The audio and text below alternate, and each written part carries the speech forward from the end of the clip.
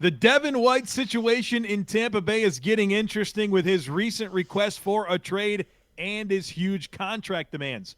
We're assessing the entire situation and offering our thoughts on what the Bucs should do today on the Locked On NFL Scouting Podcast.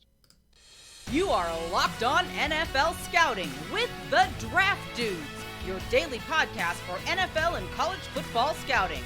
Part of the Locked On Podcast Network, your team every day. What's better than this? It's guys being dudes here on the Locked On NFL Scouting Podcast. We're the Draft Dudes. I'm Joe Marino from Locked On Bills. He's Kyle Crabbs from Locked On Dolphins. And we are your NFL experts here with you daily to talk team building across the league on the Locked On NFL Scouting Podcast with the Draft Dudes, part of the Locked On Podcast Network, your team every day. We want to thank you for making Locked On NFL Scouting your first listen every day. And, of course, a big welcome to our everydayers. You know who you are.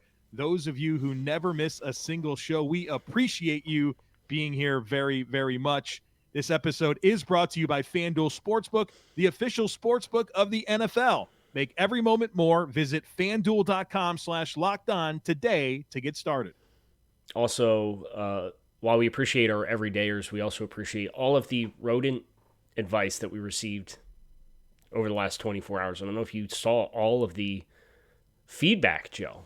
Suggestions, rodent repellent, my cats, YouTube comments, tweets. What's the update? We've removed all temptation from the garage. This is no longer your buffet. And whatever happens from here, I've now put the ball in their court. Yeah, it's time to move, or I'm going to start charging rent. Right. There's no food source. There's no food source. There's no reason for you to be here. No. All right. So it's warm, maybe. Maybe that's part of it. Lots of warm garages across our neighborhood. I'm looking right across the street at one right now. Look like I got some food in there, you know? Yeah. So we'll see.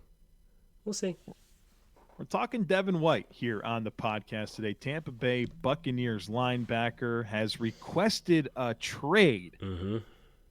And right now he's scheduled to play on the fifth-year option, which will pay him $11.7 million this coming season. But we know that Devin White has some pretty lofty contract demands. He gave us a little clue into those contract demands at his pro day coming out of LSU. Not sure if you saw this quote, but it is one that we're all reminded of right now. This is Devin talking about himself. He says, people know Devin isn't going to be on the board long, and we're not going to find another Devin 10 years from now. He's rare, Devin White said, speaking of himself. Draft me because when I hit free agency in 5 years, the price will go up. I'll be looking for $100 million then. And here we are. Kyle, 25 years old. He turns 26 next February. Number 5 pick in the 2019 NFL Draft, 4-year starter for the Bucs, and he wants the bag. Surely. This is 993, 1,080, and 1,075 snaps the last 3 seasons defensively. So 3 down linebackers who are athletic and can run, that's the sales pitch. Now, of course, we know there's much more that goes into the evaluation than that, but I think the challenging thing for Devin White, without getting too far into the specifics on film that we're going to talk about here in segment 2, is kind of the trend of the player, right? And then some of this is a question of the trend of the team and what is around him and what the defensive front that has been protecting Devin White looked like early in his career versus what it looks like as of lately. So I understand there's some elements here that kind of change the conditions around Devin White, but I'm not sure you can look at the last 3 years and think that he's played better in any season versus the previous season in the last 3 seasons that he's been on the team for the Bucs. That's what I'm really excited about for this conversation is we're going to attack it not just with all the metrics and buzz talking points about Devin White. We spent time this morning studying the tape. So we have fresh opinions based on what he's actually put on film to talk about the skill set. And from there, we can really project the future here and talk about, all right, well, what does a trade look like? What does an extension look like? What should the Bucs do? What will the Bucs do? Because I think there's a lot of conflicting ideas within all of the things that I just outlined. But I'm going to provide my opinion based on what the film told me. The film. and what I think about the outlook is for him moving forward. And maybe that'll be a different conclusion than the Buccaneers get to, but we're going to have a really good discussion today here on Devin White. And I will say it's complicated. It's a complicated situation because I think that you do acknowledge the youth, the experience, the production, the athleticism, all the stuff that's really, really good here. Leadership, right? A multi-year captain on what's been a pretty solid defense. You look over the 4 years, they've had a couple of top 10 finishes in there. Obviously, a lot of success. You can certainly credit a lot of that to Tom Brady being there and what he was able to get done. But there are some layers here that makes this fairly complicated. And we've seen some linebackers on the move here recently, right? Roquan Smith with the trade. Tremaine Edmonds left for a big payday with the 18. Bears. And now Devin White's probably looking at that and saying, wow, well, look at me here. Look at what Shaq Leonard got. Look what Fred Warner got. It's my turn. So let's, before we get into the film, you mentioned the production and the athleticism. That's probably a good thing for us to finish our introduction with as it pertains to Devin White. So this is a player who, from a third down standpoint, we mentioned all of the snaps that he's played the last 3 years. A lot of that comes because he's been a lot of pressure opportunities and 20 and a half career sacks, and he's had no less than 31 pressures in each of the last 3 seasons, and gets after the quarterback. And Todd Bowles, this past season as the head coach, and the previous 2 seasons as the defensive coordinator. Just looking at the last 3-year window for Devin White, a lot of pressure opportunities, kind of selective on third downs, likes to heat you up, likes to get aggressive, and that's been a match and a mesh with Devin White and where his strengths have been going all the way back to LSU. So when you talk about Devin White, you could talk about the tackles if you want, and that's fine. We know not all tackles are created equally as far as impact and value on the field. But I look at the third down value as a pressure player, and I think that's where Devin White is the most unique version of himself, and that's what somebody has to get excited about if they were going to trade for and acquire this 5th-year option contract at $11.7 million and bring him into the fray. All right, coming up here in just a moment, we're going to break down the film and what it said to me and Kyle, and then we're going to talk about the future and what's next year. And I want to weave into that conversation some of the comments that Todd Bowles has made about Devin White that gives us some clues about maybe at least where the head coach's mind is at. But first, we need to tell you about the best tasting protein bar ever. That's Built Bars. I eat these things like crazy. I had a brownie batter puff. Right here's the wrapper just before we started recording.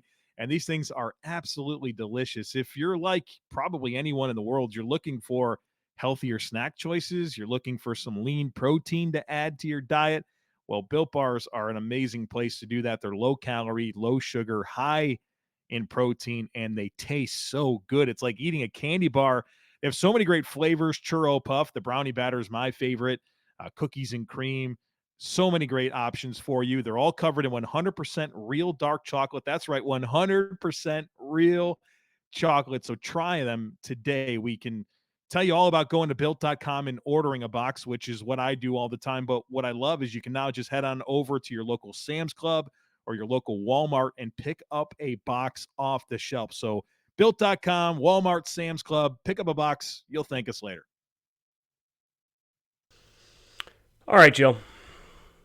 First thing I have to ask you, because we're going to talk about the tape, is what tape you watched. What games did you study for Devin White from 2020? Presumably just 2022. I don't know if you went back to 2021 at all. The 3 games that I chose were the Dallas playoff game this year. Same. The Week 13 Saints game. Okay. And the last Panthers game. And okay. Also watched the last Panthers game. The reason I picked those is because the familiarity, right? I mean, it was the second time that the Bucs played all 3 of those teams, right? Because they played Dallas in Week 1. And so I wanted to see that second opportunity against a common opponent, a couple of divisional games, obviously familiarity there, not just from each other, but from playing, very similar schedules. And so I thought that would give me the best exposures to really get a feel for the player. So I watched Cowboys playoff game, the last Panthers game, I watched Seattle, and then I watched Kansas City.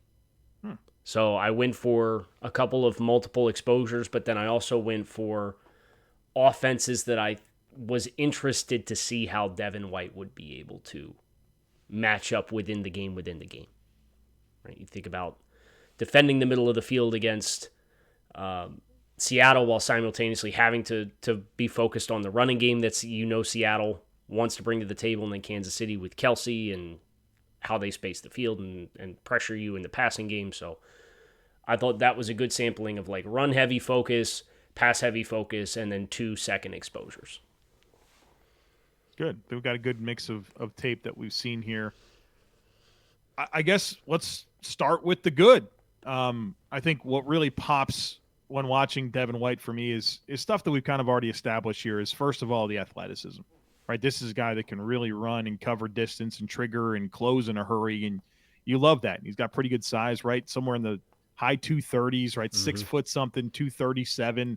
And so size. He's got almost 34-inch arms too. Yeah, it's all good. You love the physical profile here in terms of physical traits that really pops. And then the other thing that I'll mention here that is easy to appreciate is the rush ability, and obviously he's got good sack production, but the reason he has that sack production stems from, of course, the athleticism, but also I think he's really good at just attacking the pocket and finding some of those soft spots to get some lanes and give himself some free runs at the quarterback. And some of that's timing, right? And some of it is just really understanding protection schemes and where they're going to slide and where that free lane is going to be. And so I think that those are probably my 2 favorite things about him that stood out.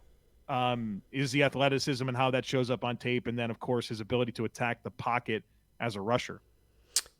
I think the thing that I came away with in studying these games was Devin's at his best when you give him an assignment and he knows what it is and he doesn't have to worry about anything else, right? So if you're going to trigger downhill and attack a gap and play downhill, whether that's in the run game or the passing game.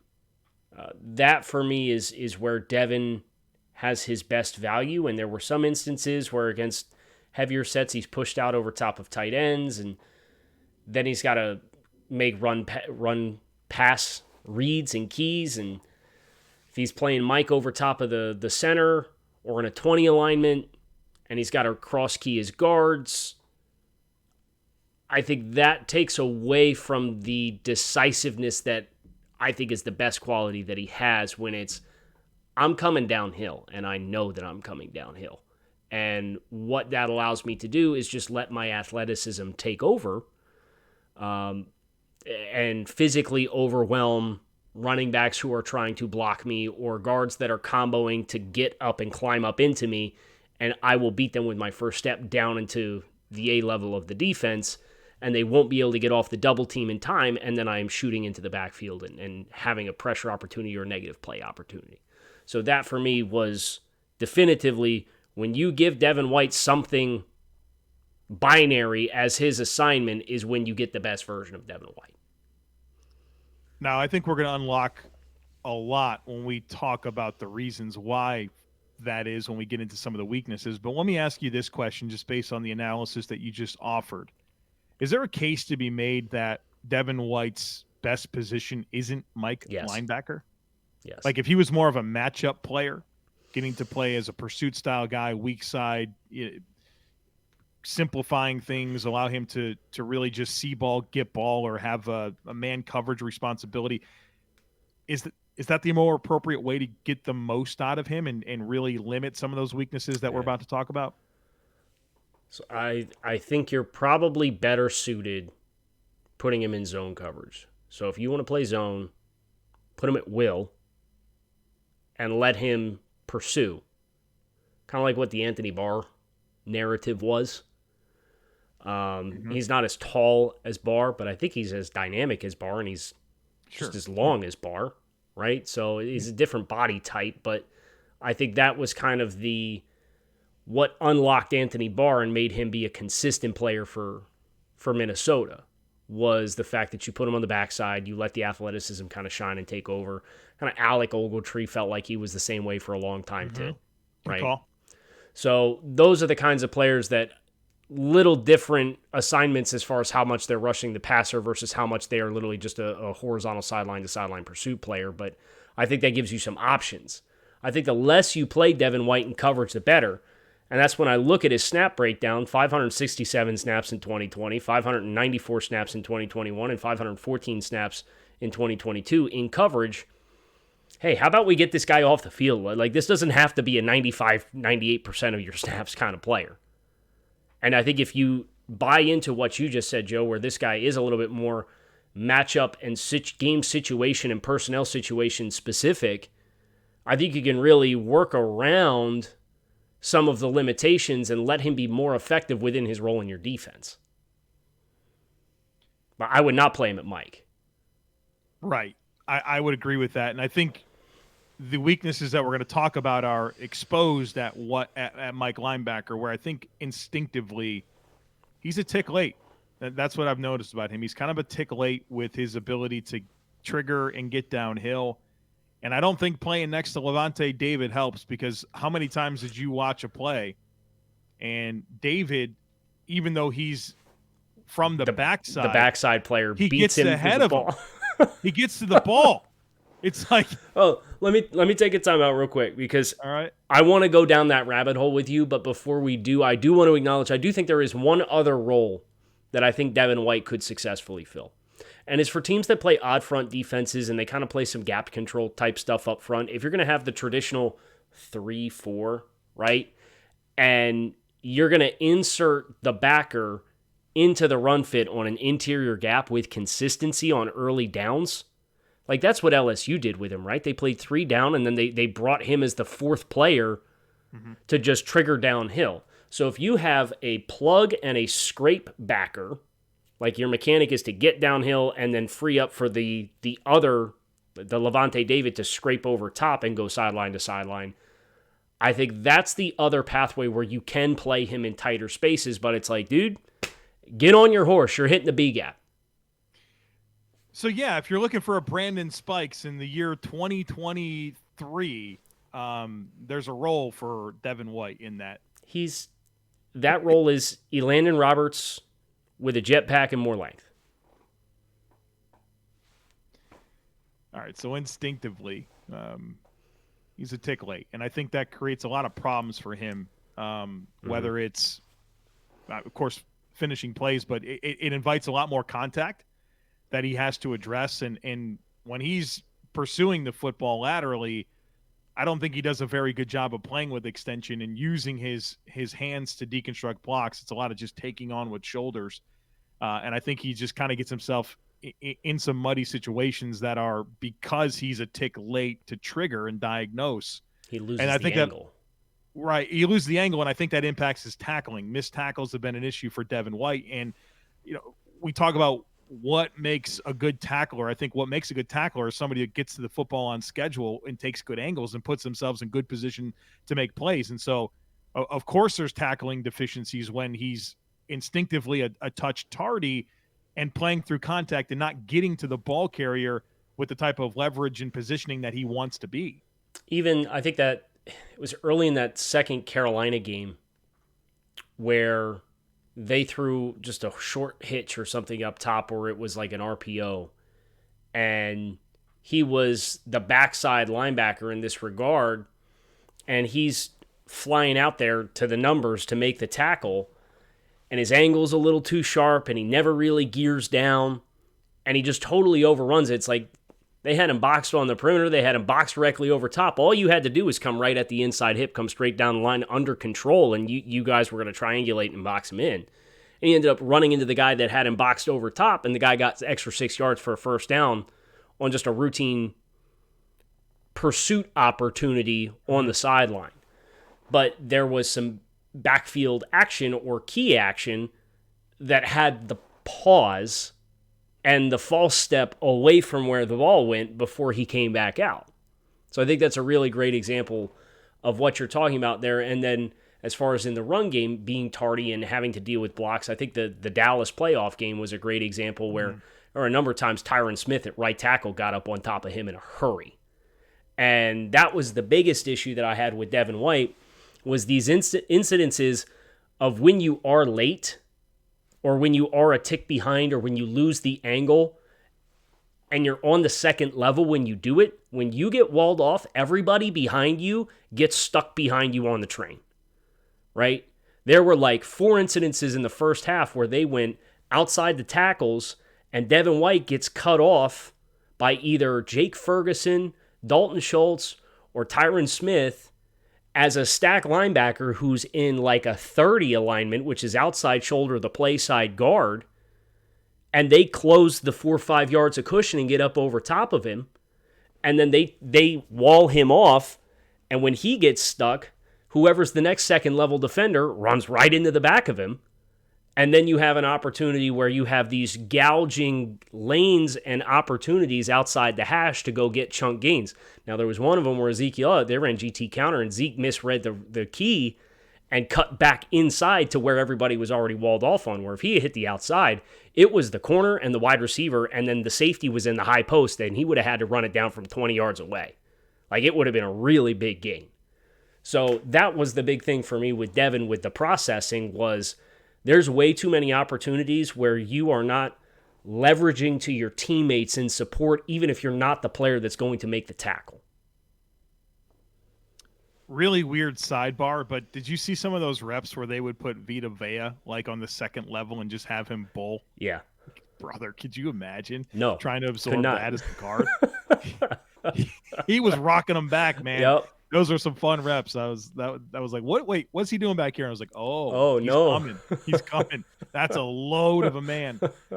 But Devin White in coverage, Kyle, I saw a guy who drifts. He's a coverage drifter is what I would call him, where I think so much of being a good zone coverage player is knowing where the eligibles are, and it's like process of elimination. And there are times where you can adjust your landmarks based on that and squeeze and play a little tighter. But I saw a player that just continuously drifted, and it made for some easy throwing windows that didn't have to be that way if he would have been a little bit more willing to trigger and play down when guys entered his zone as opposed to continuing to drift and try to get depth so often. Do you remember the second Panthers game?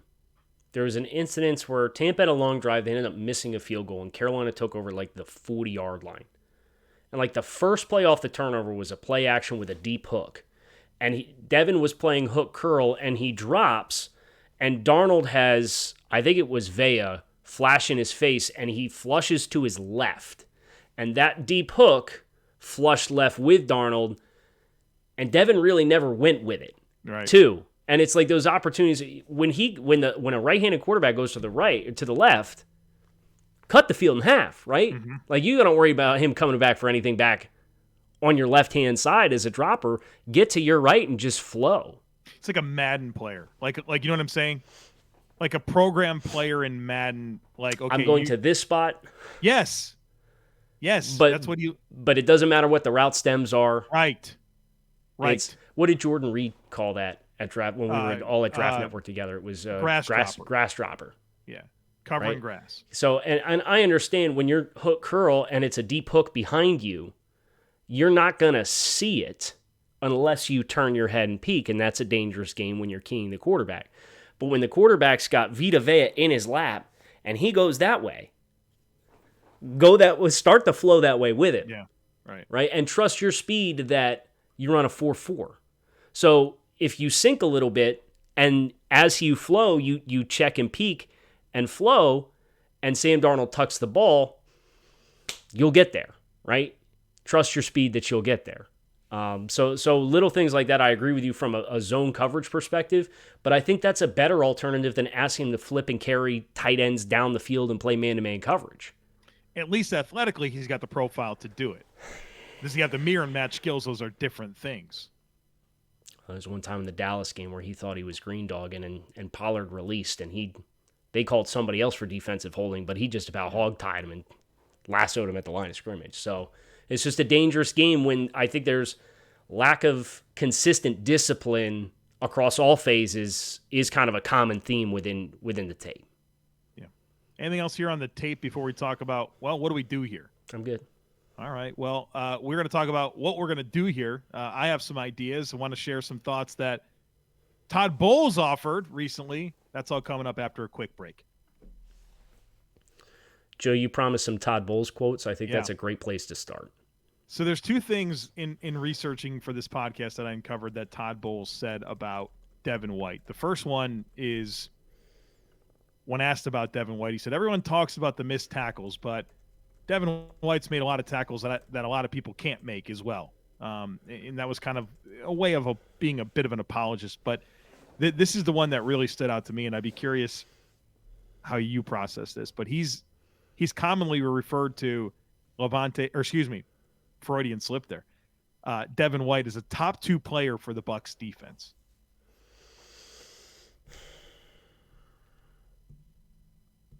So they like him. I think with Devin, what makes Devin a challenging valuation as compared to an evaluation, because we just evaluated the player, and I think it's pretty cut and dry. Most people are going to see a lot of the same stuff. Right.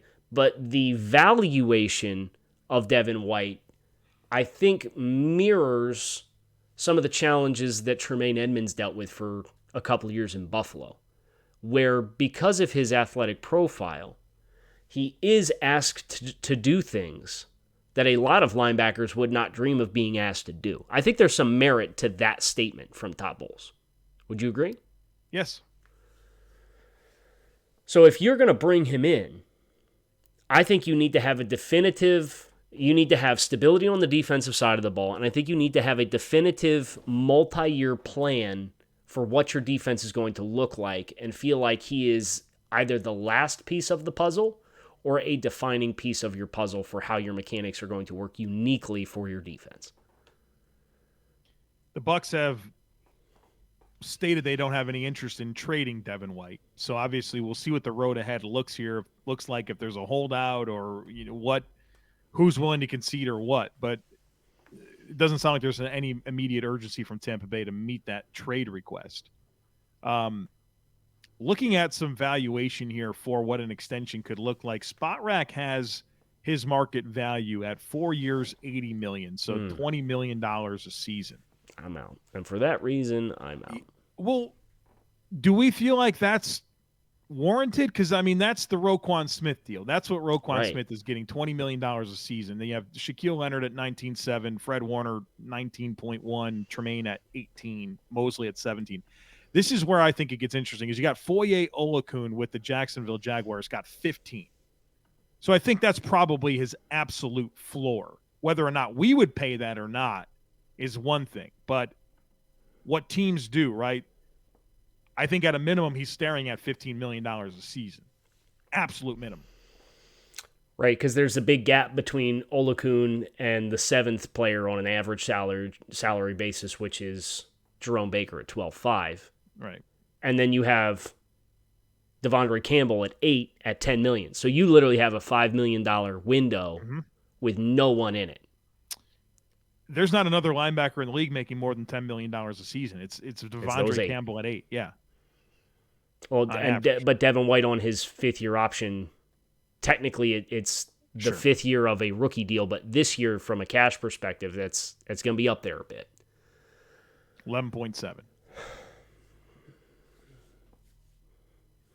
Yeah, I think the fact that he's played 3 downs and has impact on passing downs and can impact the quarterback, whether it's right or wrong, it's what people look at, right? Now, whether or not that's how teams choose to value him in an open market situation or a trade situation, I don't know. But the way that I look at it is this. I recognize what value he brings. I'm concerned about what he doesn't bring as well.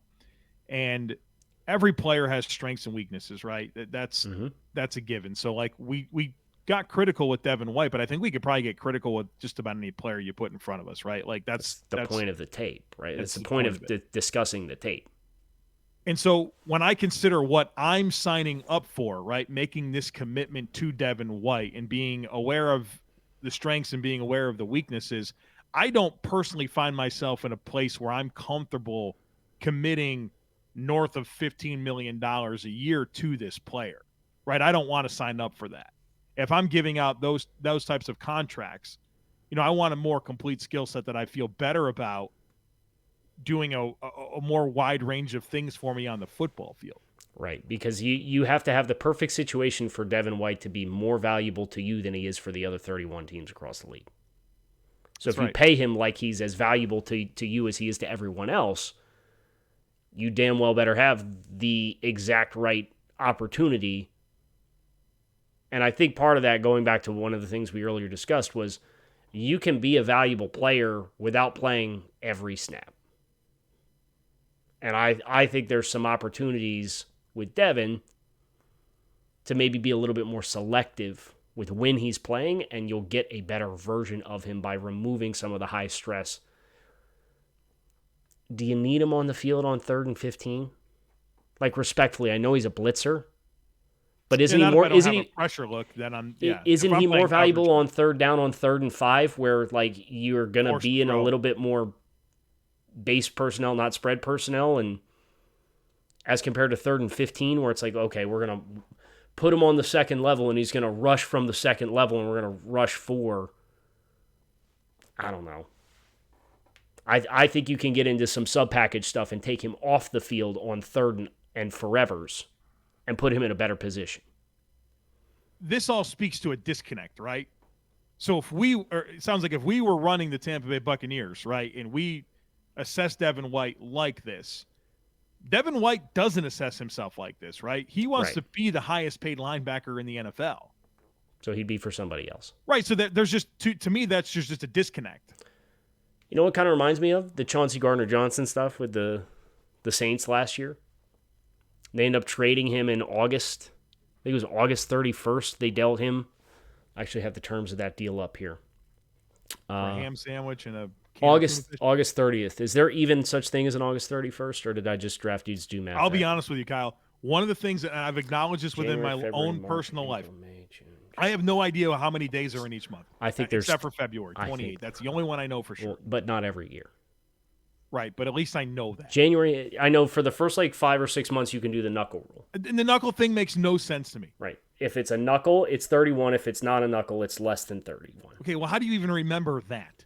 I just start with this knuckle, and it's January, 31. That's 31. February, not 31. 28. March, 31. April, not 31. May, 31. June, not 31. I don't know how much further it goes, but I can get about half the year. What do we do with the other hand? Brother, this has been a struggle in my life. Because, and I run a lot of reports and stuff like that, and so it's always thinking about date ranges, and I never know. You're right. So August 30th, 2022, the Eagles acquired Chauncey Gardner-Johnson from the Saints and a 2025 7th-round pick for a 2023 5 and a late 2022 6 in 2024. I don't think a Devin White trade looks anything like that. But if we get to August and Devin's still making a stink, if Tampa eats some of the salary because Devin's committed to moving on, is that the terms and conditions in which you would do a trade? I'm not asking what predictively it's going to look like that. But if you're dealing for Devin White, is that the kind of appetite you have for a trade, or would you give a day 2 pick for Devin White? Well, first of all, the new CBA really makes that hard on Devin White to make that choice, to really hold out like that through mandatory portions of the offseason. I couldn't find a lot of historical trades that I thought made a lot of sense to compare this to. I will acknowledge the Roquan Smith trade, which was a 2nd and a 5th-round pick. Mm-hmm. The Alec Ogletree one between the Giants and Rams is one that I thought was at least worth mentioning. It was Alec Ogletree and a 7 for a 4 and a 6 in 2018. I think that's more along the lines of. But here's the thing: is I know the way that we just talked about Devin White. Mm-hmm. But is there a chance that just there's teams that look at him differently? Sure. And beauty's in the eye of the beholder, right? And I'm not saying it's 2 and 5, but you don't think they can get a day 2 pick for Devin White? They wouldn't from me. Not from me, right? But predictively, right? So we did the what we would do thing here. I would trade him to the highest bidder. That's the easiest decision I would ever make, would be that. But what are teams really going to do here, predictably? Maybe 3. I would guess 3 a 3 gets this done? I would guess a 3. If Devin White has definitively stated, y'all, I don't want to be here anymore, and if you know that he's going to make life difficult, or that he's going to be disinterested and disengaged in playing, which he's already showed sometimes, correct. Right? We've correct. seen the loafing. So if that compounds itself throughout the rest of the offseason program, I would take, if I was Tampa, even if I wanted to keep him, I think clearing the almost $12 million off the books in exchange for a 3 is a worthwhile venture, because Tampa needs to reset pretty significantly. I love that talking point. The additional value is that you free up immediately $12 million. $12 million in cap space. Right. That either you use or you don't use, and it rolls over to 2024. Right. It's valuable, because you can bring no matter it with what. you. Right. And look, the regime that drafted him, right? This is where this is really different than the Okuda stuff from yesterday. Is Jason Licht drafted him? He's going to continue to be the GM of the Tampa Bay Buccaneers. Right. And so that's going to automatically skew the way he perceives it, right? He's not trying to trade the guy that he picked number 5 and won a Super Bowl with. I mean, has had some good defenses with this guy as his Mike linebacker. So I recognize there's going to be some differences here between the way we see it and what might actually happen. This is more Mike Gesicki than it is that whole saga on the franchise tag and getting $11 million. And it's more Mike Gesicki than Jeff Okuda from a dynamics team perspective. Miami had calls, but they didn't want to move him. And then they end up losing him for nothing. Or I think if you could do it over and you're Miami and you're in your current salary cap situation, you could free up $11 million and take a 4 for Mike Gesicki, because they're like, I do that 10 times out of 10. Right. Even at the time, we talked about that. Like, yeah, they should have done that. Right. But we didn't view the player the same way the team did. And that's what I mean when I say that there's a Mike Gesicki element here as far as this, this build up in the financials and the value of the player, which makes it really interesting. So there you go. Devin White. Film assessment, where to go from here, kind of exploring some trade elements. It's going to be really interesting to see how this one plays out, because, as Joe pointed out, Todd Bowles has had nothing but a lot of great things to say about Devin White and his play, and Devin has high aspirations for himself, as he should. Player who's playing a bunch of snaps and athletic and can make impact plays in the right situations. Finding the win for everyone here is going to be the mystery question, because somebody's probably going to come out of this situation feeling like they didn't win. But you can feel like you win every day by being an everydayer here with us on the Locked On NFL Scouting podcast with the Draft Dudes, dedicated to team building. You can find us on YouTube or wherever you listen to your favorite podcast. We appreciate you guys making us a part of your day. We hope you have a great rest of your Thursday, and we will be back again tomorrow to bring this week to a close. So hit subscribe, come on back, and see us again. Peace.